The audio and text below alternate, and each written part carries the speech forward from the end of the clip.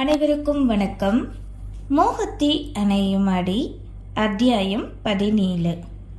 நாட்கள் கடந்து ஒரு வழியாக தேவகாந்தன், ஆதுரி இருவரின் திருமண கொண்டாட்டம் வந்துவிட்டது. இன்னும் 2 நாட்களில் திருமணம். அன்று அவர்களுக்கு நலங்கு வைக்கும் நிகழ்ச்சி இருந்தது. அவர்களின் முறைப்படி வீட்டில் வைத்துதான் நடத்த வேண்டும். ஆனால் என்ன செய்ய, தேவகாந்தன் தான் முன்னவே அனைத்தையும் முடிவு செய்து விட்டானே. ஏற்பாடு செய்திருந்த ரெசார்ட்டில் ஈவெண்ட் மேனேஜ்மெண்ட் ஆட்கள் அந்த இடத்தையே ஜொலிக்க வைப்பது போல் தயாராகி வைத்திருக்க 2 குடும்பத்தாரும் வந்து இறங்கினர். தங்களின் வீட்டில் நடக்கும் முதல் திருமணம் என்பதால் தேவகாந்தனின் சொந்தங்கள் அனைவருமே வருகை புரிந்தனர்.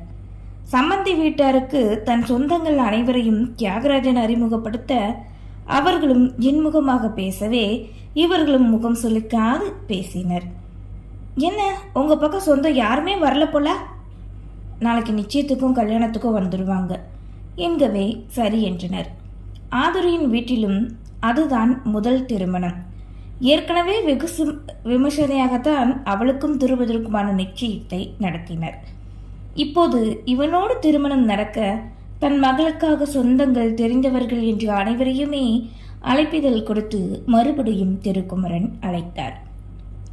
மாப்பிள்ளையின் பெயரை பார்த்து சொந்தங்களோ அதிர்ந்து போய், என்னாச்சு, வேற பையனை கல்யாணம் பண்ணி வைக்க போல, துர்பதம் இல்லையா மாப்பிள்ள என்று கேட்பவர்களுக்கெல்லாம் பதில் சொல்ல முடியாது. மூச்சுதான் முட்டியது.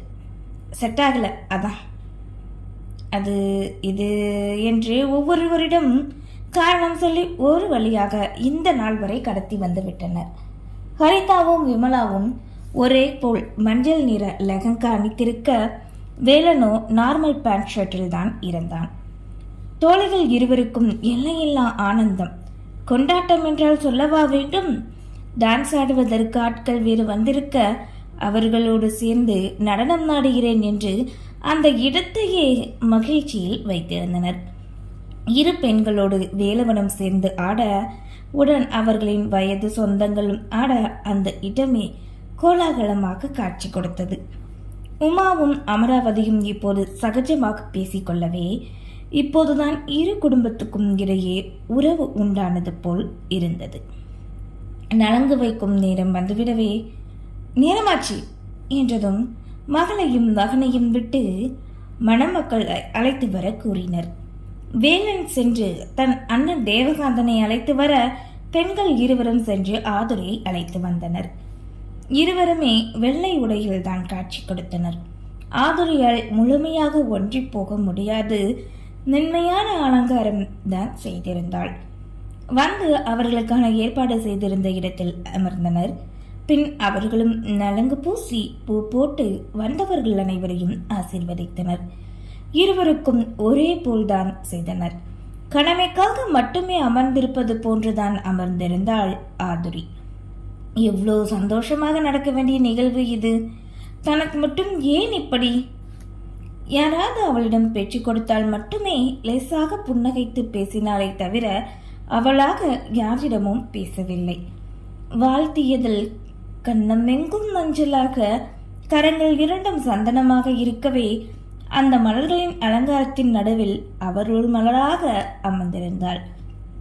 அப்படியே அந்த மலரினை அள்ளி தனக்குள் அடக்கத்தான் தேவகாந்தனின் உள்ளமோ துள்ளியது.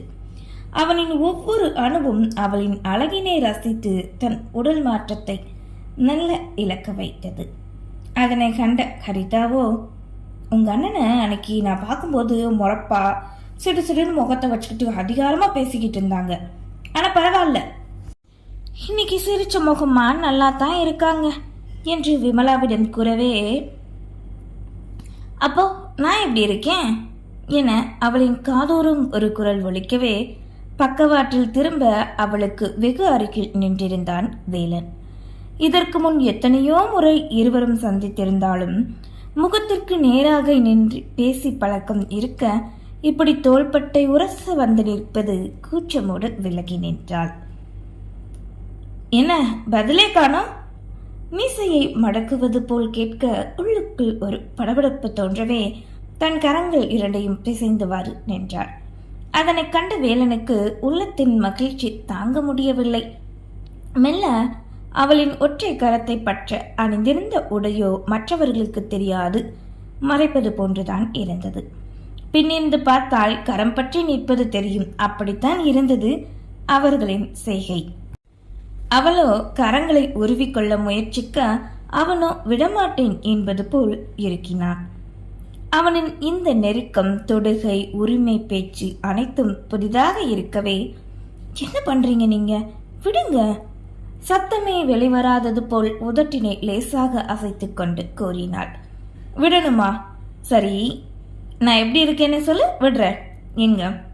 அதெல்லாம் முடியாது. ஏன், நல்லா இல்லையா என்ன? நான் அப்படி சொல்லலையே, நீங்க விடுங்க என்ன. இவ்வளோனா சைட் அடிச்சிய, எதுக்கு என்ன பார்த்த என்கவே ஒரு நொடி அதிர்ந்து சட்டென நிமிர்ந்து அவனின் முகம் கண்டான். எப்படி இவனுக்கு இந்த உண்மை தெரியும்? அழகா இருந்தா பார்க்கத்தானே செய்வாங்க. அதிலும் நல்ல விதமா கலகலப்பா பேசுவனை யாருக்கு தான் பிடிக்காது?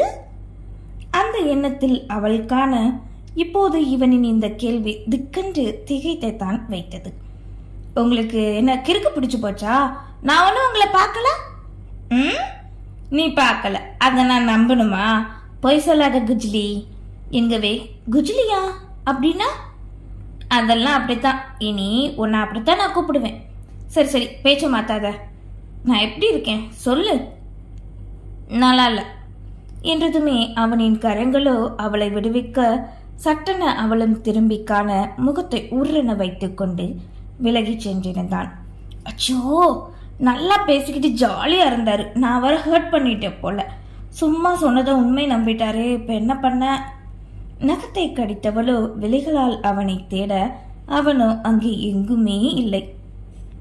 செல்ல நினைத்து நகர, எங்க போற, இரு, அதோ உங்க அக்காக்கு நலங்கு வைக்கிறாங்கல்ல, அவங்கதான் எங்களோட சின்னத்தை என்று விமலா கூற நகர முடியாது கேட்டுக்கொண்டு நின்றாள் ஹரிதா.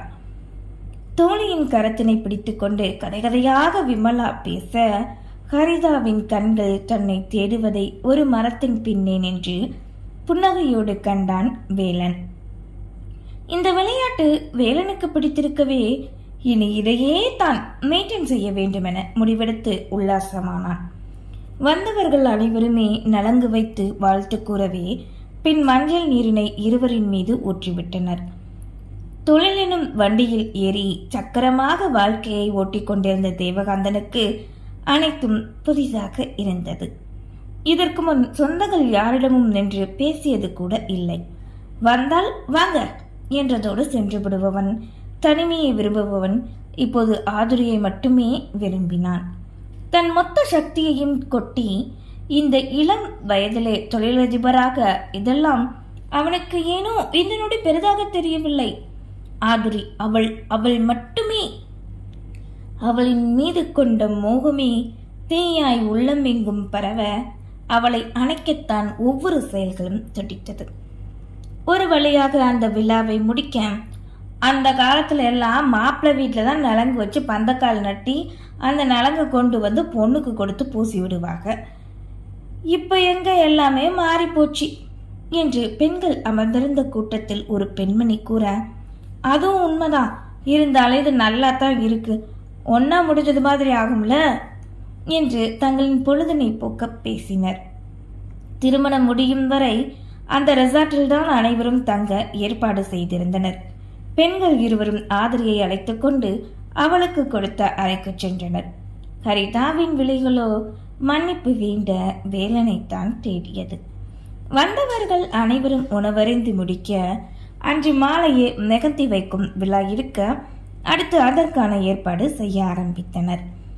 அவருக்கு கொடுத்த அறையில் அனைவரும் ஓய்வெடுக்க, ஏங்க நடக்கிறது எல்லாமே புதுசா இருக்குல்ல, இன்னைக்கு சம்மந்தி வீட்டு சொந்தக்காரங்க எல்லாருமே நல்லா பேசினாங்க என்று ஆதுரியின் அன்னை கூற, என்னமோ உமா, என் மூத்த மகளோட வாழ்க்கை நல்லா இருந்தா போதும், அந்த பையனோட முகத்துல சந்தோஷத்தை பார்த்தேன், நம்ம பொண்ணை விரும்பிதான் கல்யாணம் பண்றான், ஆதுரி மனசுல அன்பை வர வச்சு 2 பேரும் நல்லா இருக்கணும் என்று பெற்றவரின் மனம் அதனைத்தான் நினைத்தது.